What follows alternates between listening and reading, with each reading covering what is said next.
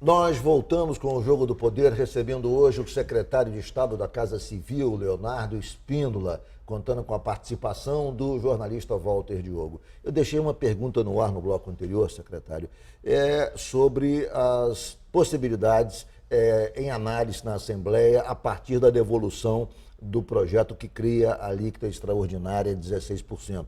Duas iniciativas parece que estão em estudo. A primeira é avançar na proposta de aumento da alíquota para o pessoal da ativa de 11% para 14%. E a segunda proposta seria algo intermediário em relação aos inativos, a criação de uma alíquota apenas para o pessoal que ganha menos de 5.100 e que seria 16%.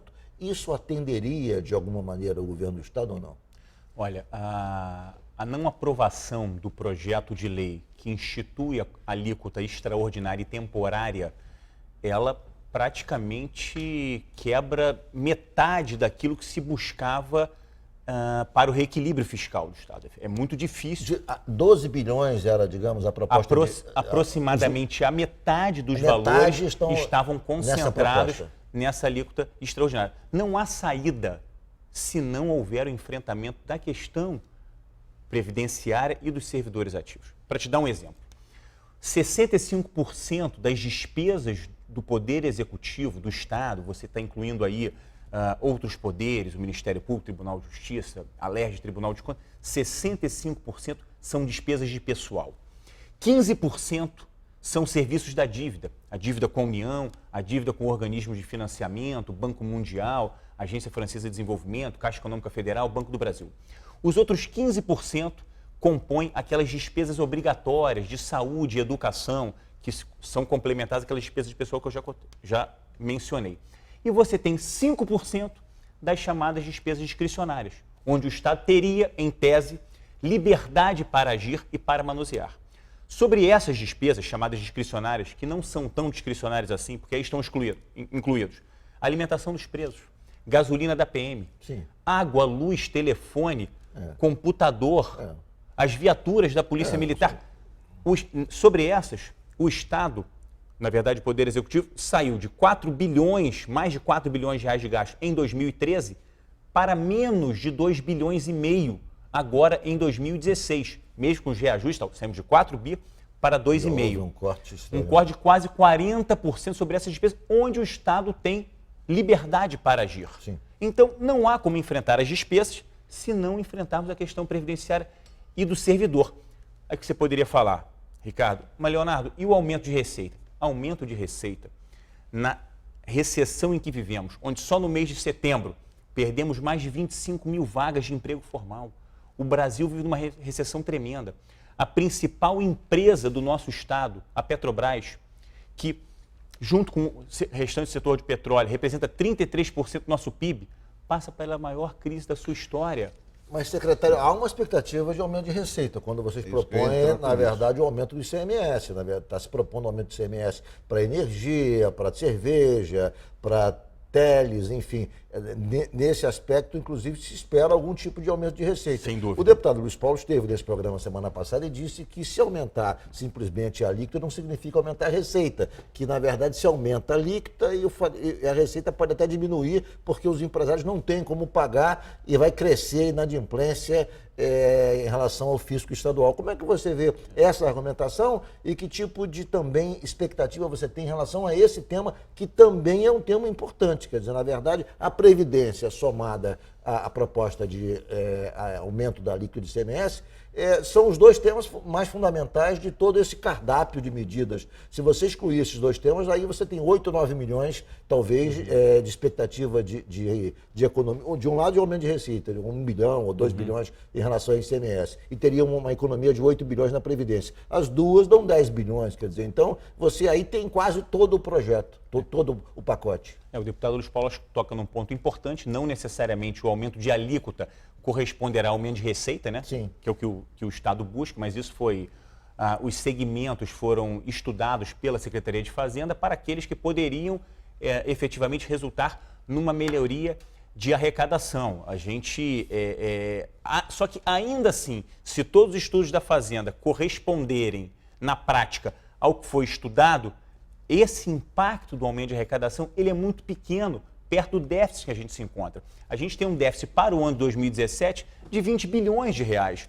O aumento de alíquota poderia representar talvez um ganho de 1 bilhão e 200, 1 bilhão e meio, ainda muito aquém das nossas necessidades. Não há solução estrutural que não passe pelo enfrentamento da Previdência Secretário, Pública. Venha cá, eu estou assustado com os seus números, né? Não sei se o nosso Ricardo vai conseguir dormir hoje, porque você colocou uns números assim brutais em cima dele aí, né? E eu vejo que é o seguinte, o governador levantou esse projeto sozinho.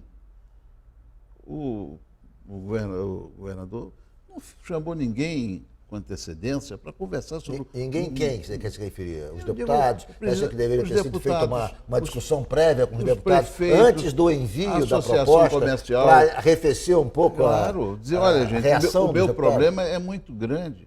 Esse número que você está colocando aí tinha que estar na televisão um grande destaque, anúncio comercial até do governo. Dizer, olha, o nosso problema é deste tamanho.